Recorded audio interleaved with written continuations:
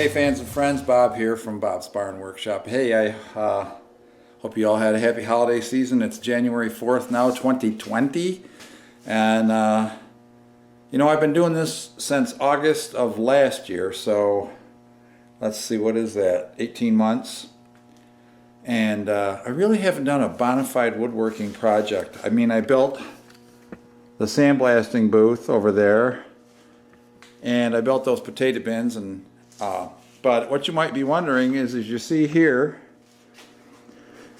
several pieces of just plain old dimensional lumber. I've got three 2x8x10s, three 2x4x8s, one 2x10x8, and a 2x10x6. Well, what we're going to do with this is we're going to turn this into a bona fide traditional farm table. The tabletop will consist of the three 2x10s, and if I need it, I'm going to cut another piece, 2x8s I mean, and if I need another piece, I'm going to cut it out of the 2x10, or I could make it out of the 2x6, but what I really want to do is make it a breadboard top. So once we get I'm going to cut these half the length, 5-footers, so I got 6 boards wide, but by the time I get them planed down and everything, they'll be less than 7 inches, and we want 42. So that's why one of the boards I might have to substitute a few inches of this 2x10. But we'll see. The 2x6 is going to be cut and, of course, connected onto the end of the tabletop for a breadboard look. And we're going to traditionally peg that. I actually bought doweling.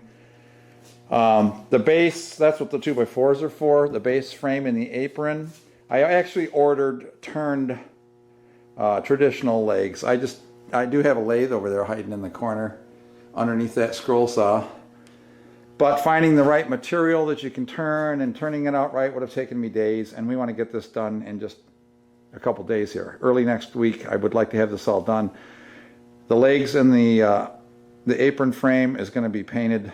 I think I'm going to stain it dark gray first, and then we'll paint ivory white over it and distress it a little bit.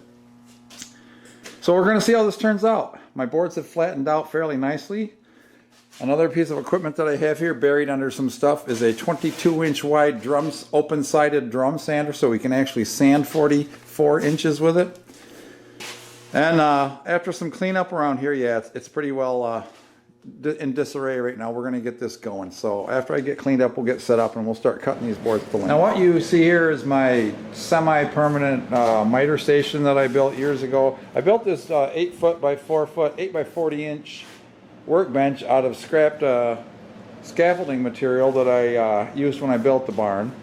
A friend of mine gave me a roll of this stuff that's like heavy rubber. I don't even know what it's from, a conveyor belt maybe, but it doesn't seem to have fabric in it. 1/4 inch thick. I cover the top with that. But I made these in-feed and out-feed tables for the miter saw here years ago, just out of shop scraps, which are the same height as this in-feed and out-feed. So that's clamped and the saw is clamped. Now when I want to cut stuff to length, I can clamp on a stop block and cut repetitive parts. But today I'm just going to take and measure these guys, put a mark in the middle, and I'm going to cut all these guys directly in half right now. So when I get ready to do that, I'll show you. My furnace decided to come on and run. That's all right. It's a nice 55,000 BTU cozy vertical wall furnace. And I've measured these guys for length already, and they are 10-foot 1/2 inch. So that means I'm going to go 5 1/4 right dead center. So I'm going to try to split that on this side. And it's going to get a little noisier. I'm going to turn on my dust collector. You see, as the collection horn, and there's actually a pipe off the back of the blade here, too.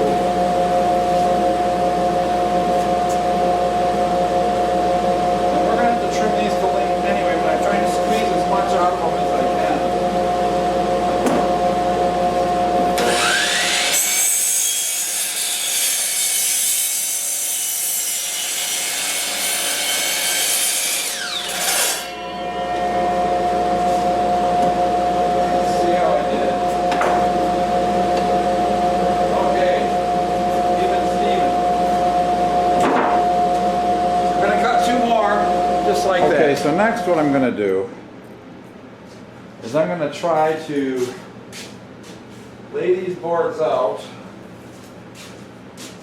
the best sides up. And I'm going to have to look at the end grains and make sure I mismatched them. Now this one is right in the center, so that it's got twist to it too. I don't know if I'll be able to get that up.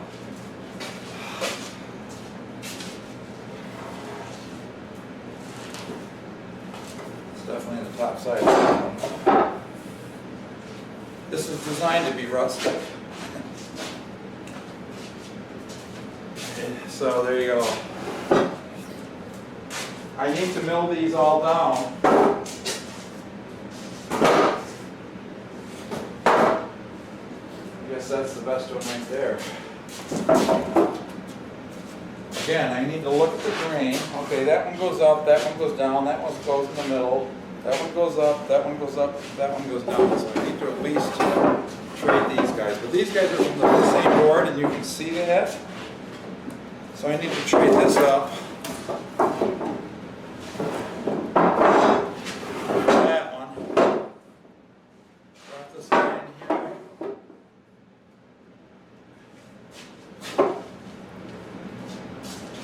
Now that looks gigantic, I know.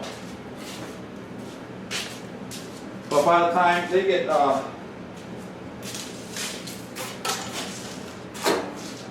so that's only 42 right there, because that's what she wants, is 42 inches wide by just about 6 feet. I don't think she wants it that wide. I think these 6 will be enough. Actually, I got enough in that other board, because I'm going to add about 5 inches to each end with the breadboard. But first we got to get this set of blanks tied up together so we can put the breadboard on it. So let's work on flattening these guys out. I need to mark these.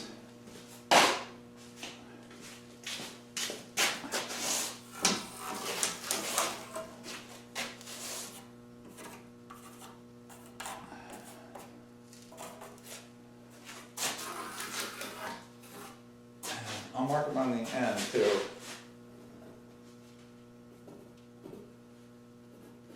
So I can tell. And I'll put an arrow to the top. So by the time I get milling these, I'll lose all my marks on the top. Alright, so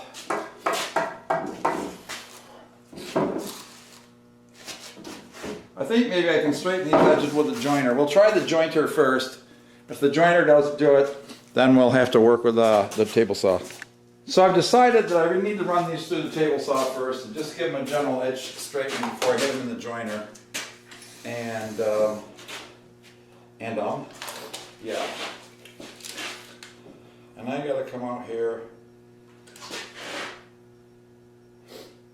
to 7 inches to clean the edge up. So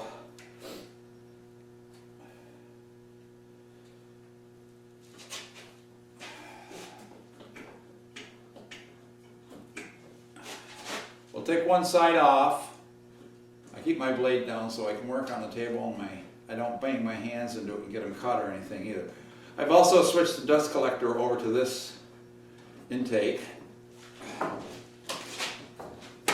Titled saw and the auger screw is inside where all the dust goes, and it gets inside the Acme threads and it binds it up a little bit. This makes it hard to crank all the way around by hand. Alright. So we are plugged in. Turn on our dust collector.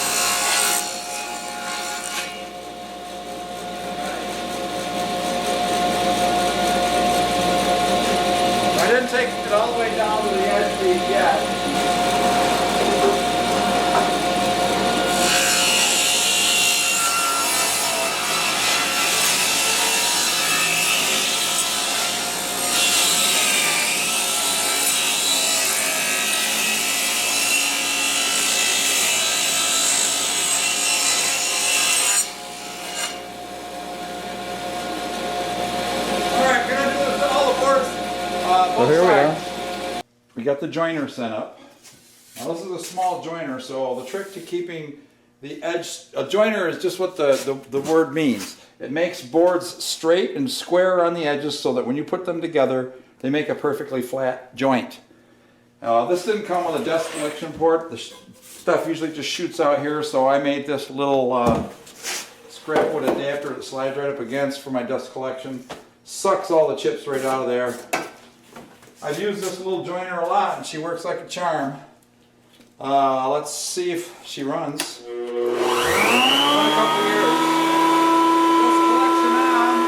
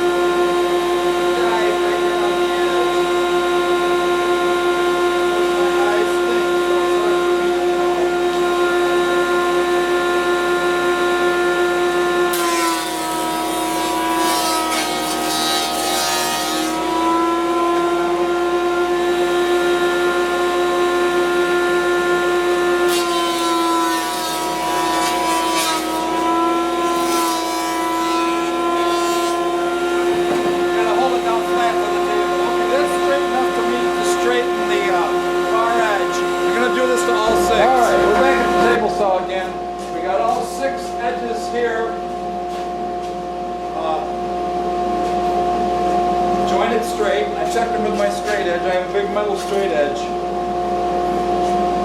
So we need to knock these guys down to the proper width, which right now looks like 6 3/4. Yeah, I'll call it that.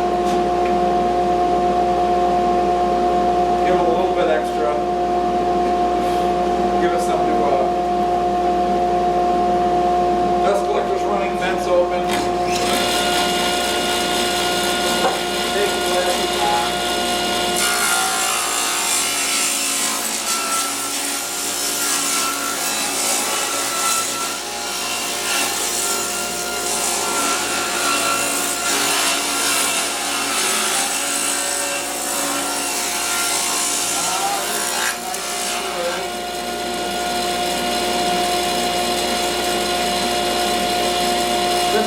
Plate is basically called a jointing plate. You should be able to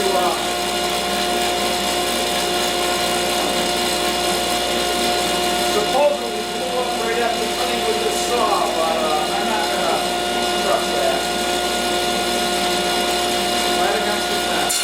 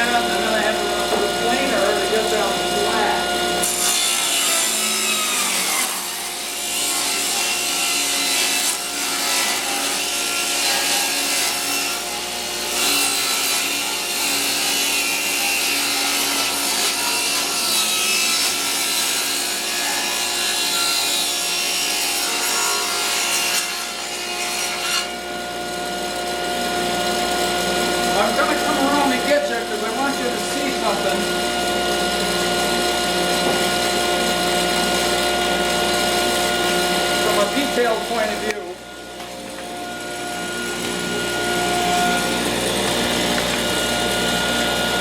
And I want you to see how true the jointed edges are. I want you to see what that edge like, how true it runs to the face of the fence. Now that I have them jointed, you'll see it wants to track the fence perfectly. You see it's just dead tight right now. You have to go the whole length.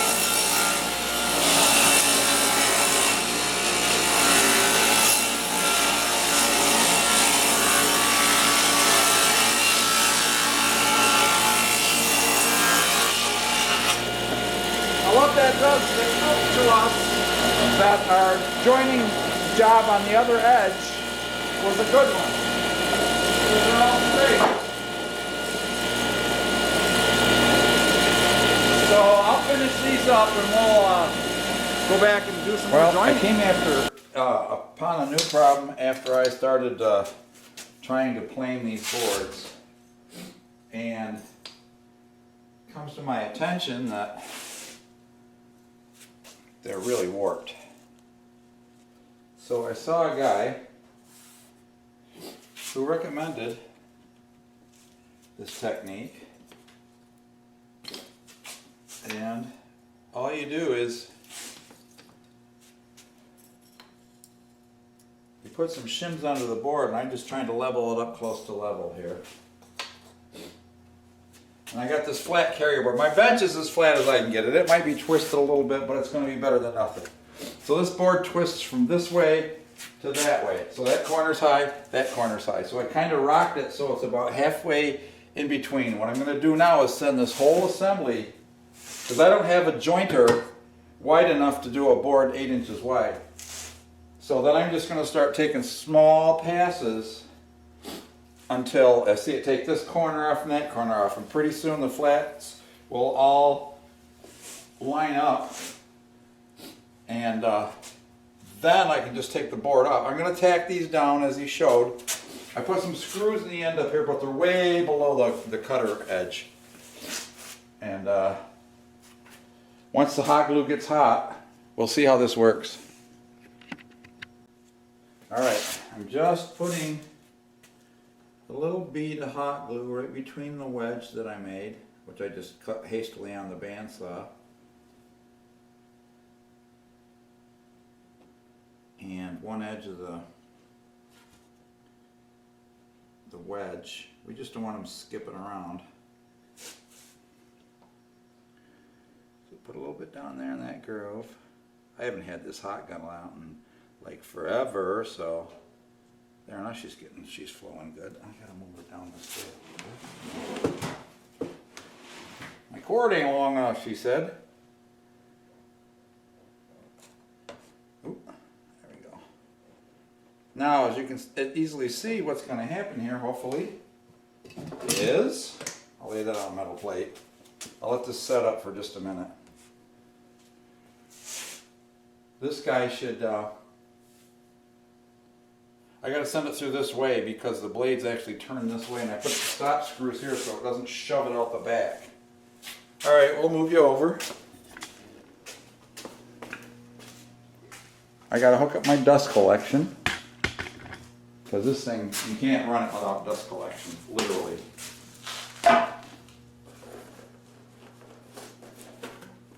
You wouldn't have any luck. My hot glue is probably, I should set up a in-feed roller, shouldn't I? I got an out-feed roller. I got a bunch of them. Alright, we got our board problem fixed. We got it glued down good now.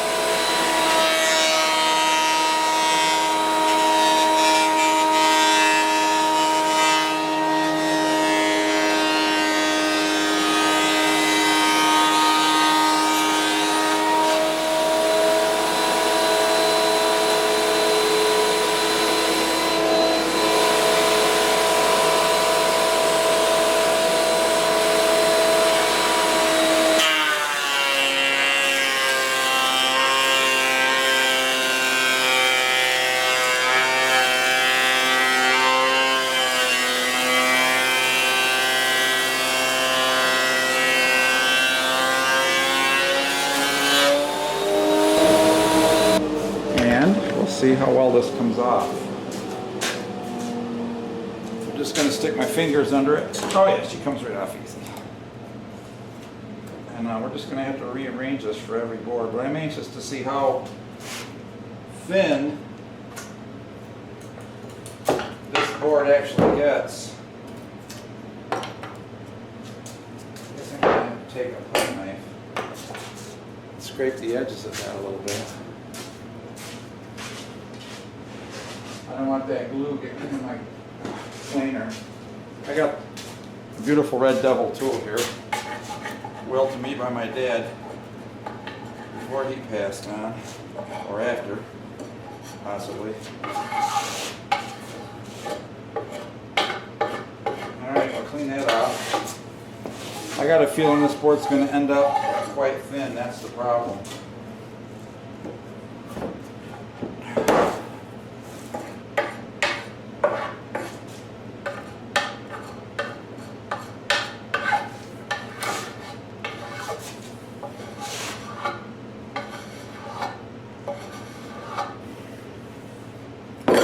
Alright, let's see what we got. Well, she's flat, but yeah. We're not going to have much more than an inch of and an eighth of board. We got to come way down with this.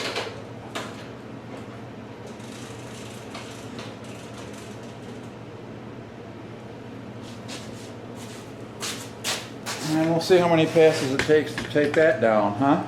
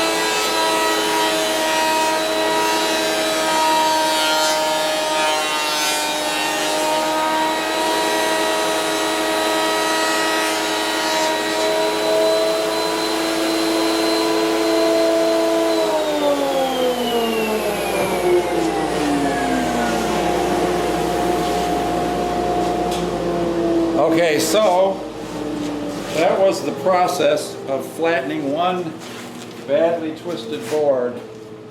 Now really, I'm not unhappy with this as a tabletop thickness. I mean, it's pretty thick. It's over an inch. That means a lot of planing on those other boards though that aren't so bad. So I don't know, I might replace this board again. I just wanted to show you guys that technique. So I skipped the hours of all the planing and stuff that I did. I did use that planing jig on 4 of the pieces that had curled edges, but this stuff now is flexible enough that it can be pulled into shape. That one's got a hump in it, but I'm going to have to deal with it. The rest of them look really pretty good. I think I'm going to run them through the jointer one more time to straighten the edges, but they're pretty damn even in width too, so they're going to look real nice. Yeah, my wife just called and said that my dinner's ready, so I'm going to leave these for the evening. I'm just going to clamp them together tight, keep them from doing any more warpage. On the bottom here. That one ain't big enough. Don't you know? Maybe this one won't be either. Oh, that one won't be. These are all going to be sanded again anyway.